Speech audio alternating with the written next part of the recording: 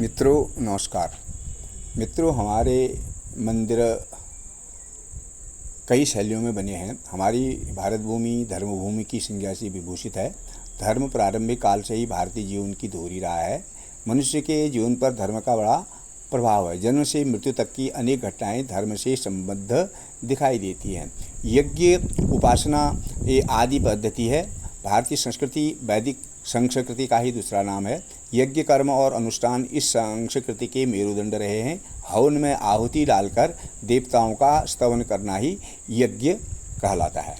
मूर्ति पूजा का प्रादुर्भाव ब्रह्मपुराण से पता चलता है कि प्रथम मूर्तिकार होने का श्रेय विश्वकर्मा को जाता है। ब्रह्मा इस देवशिल्पी के समक्ष शंख चक्र गदाधारी विष्णु की प्रतिमा बनाने की इच्छा व्यक्त करते हैं। उस काल में इंद्रादि देवताओं की मूर्तियां बनती थी।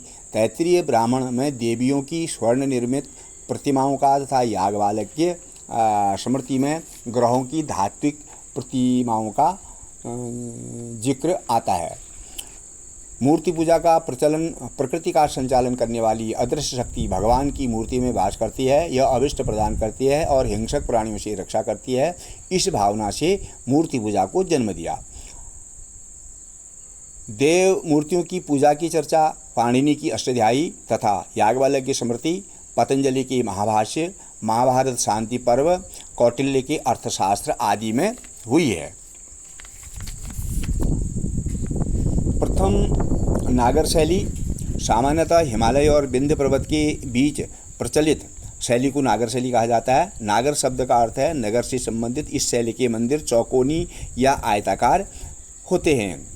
इस शैली के मंदिर भुवनेश्वर, जगन्नाथपुरी, खजुराहो, चंबा, गुरुकुल, कांगड़ा, पालेताना और मोढेरा गुजरात, सिरपुर छत्तीसगढ़ आदि शहरों के मंदिर इस शैली का प्रतिनिधित्व करते हैं। द्रविड़ शैली दक्षिण भारत पहले द्रविड़ देश के नाम से जाना जाता था। इस कारण प्रयुक्त शैली को द्रविड़ शैली की संज्ञा मिली है।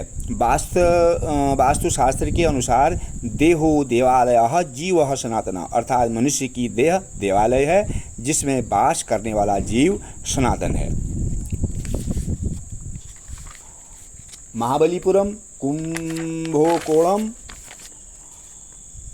चिदंबरम, कांचीपुरम, श्रीरंगम, रामेश्वरम, मदुराई, तंजौर, तिरुवण्णामलई आदि शहरों के कुछ मंदिर इस श्रेणी में आते हैं। दर्शनार्थी गोपुरों को प्रणाम करके अंदर प्रवेश करते हैं। बेसर यह तीसरी शैली है जो उपयुक्त दोनों शैलियों का मिश्रण है। बेसर का अर्थ मिश्रण होने से उसे यह नाम प्राप्त हुआ है। इसका क्षेत्र नर्मदा से कृष्णा नदी तक का रहा है। चालुक्य शासनकाल में विकसित होने के कारण यह शैली चालुक्य शैली नाम से भी जानी जाती है। केरल और तमिलनाडु के कुछ मंदिर इस शैली में निर्मित हुए। इस शैली को पर्याप्त लोकप्रियता न मिलने के कारण यह 2 दशकों तक ही कायम रही। होयसल शैली होयसल राजाओं के शासनकाल में बने मंदिरों की शैली को राजवंश के नाम पर होयसल नाम मिला है। इस वंश का उद्गम दक्षिण भारत में 11वीं सदी के उत्तरार्ध में हुआ था। इस शैली के मंदिरों की ऊंचाई कम होती थी। इस शैली के मंदिर कर्नाटक में बहुतायत से बने हैं। बादामी, ऐहोल, पट्टदकल, बेलूर, हेलीबिड्डू आदि शहरों में बने मंदिरों की गणना इस शैली वाले मंदिरों में की जाती है। हेमांडपंथी यह शैली महाराष्ट्र में ज़्यादा प्रचलित रही है। हेमांडपंत राजा हेमाद्रि यादव के दरबारी थे। इस महापंडित द्वारा 13वीं सदी में अनेक मंदिरों का निर्माण करने के कारण शैली को उसका अभिधान प्राप्त हुआ है। हेमांड पंथी का अर्थ है हेमांड पंथ का। इस शैली के मंदिरों की शैली अंबरनाथ, कोल्हापुर, पंढरपुर, अंचलपुर, रामटेक, मेहकर, लोणार, सिन्नर, बलसाण, महेश्वर आदि के कुछ मंदिर इसी शैली के बने हैं। इसके अलावा गौथिक, महेंद्र, मामल, राजसिंह, उपार्जित, ब्रह्मन आदि शैली वाली मंदिर भी बने हैं, किंतु ये शैलियाँ अल्पकालिक ही रही हैं।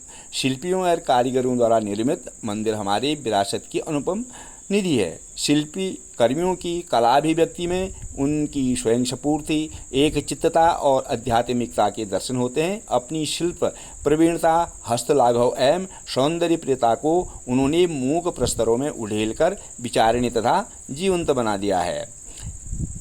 ऐसे स्वयं सिद्ध कारीगरों को प्रणाम एवं धन्यवाद।